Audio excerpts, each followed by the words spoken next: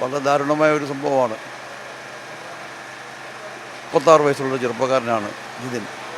അദ്ദേഹത്തെ കുത്തി കൊലപ്പെടുത്തുകയാണ്. നമുക്കൊരിക്കലും അത് അംഗീകരിക്കാൻ കഴിയുന്ന കാര്യമല്ല. അവരുടെ കയ്യിലെ എതിരാൾ അറസ്റ്റുകാരാണ്. അവരെ ഈ വാളും മറ്റ് കടാരയെല്ലാമായിട്ടാണ് അവർ വന്നത്. അങ്ങനെയാണ് ഇയാൾ ഈ സംഭവം അറിഞ്ഞുകൊണ്ട് വരുന്നതാണ്. ഇവിടെ ചെറിയ സംഘടന നടക്കുമ്പോൾ അത് അറിഞ്ഞുകൊണ്ട് വന്ന ആളിനെയാണ്, നിരപരാധിയായ ഒരു മനുഷ്യനെയാണ് കൊലപ്പെടുത്തിയത്. ഏറ്റവും ഒടുവിൽ പി സന്ദീപ് കുമാറിനെ കൊലപ്പെടുത്തുമ്പോഴും അതിൻ്റെ പിന്നിലും സംഘപരിവാർ പ്രസ്ഥാനമെന്നായിരുന്നു വന്നത്. അങ്ങനെ RSS തുടർച്ചയായി, അല്ലെങ്കിൽ സംഘപരിവാർ തുടർച്ചയായി ജില്ലയിൽ പ്രശ്നങ്ങൾ സൃഷ്ടിക്കുകയാണ്. RSSലുള്ളത് ഭൂരിപക്ഷവും സാമൂഹ്യ വിരുദ്ധന്മാരാണ്. അവരിത്തരം സാമൂഹ്യ വിരുദ്ധ പ്രവർത്തനങ്ങൾ നടത്തുകയും കൊലപാതകം നടത്തുകയും അവർക്ക് പരിശീലനം കൊടുക്കുന്നതിൻ്റെ അതാകുന്നുണ്ട്. RSSൻ്റെ പരിശീലനം എന്ന് പറയുന്നതിന് മനുഷ്യനെ കൊല്ലാൻ അവർ പഠിപ്പിക്കുകയാണ്.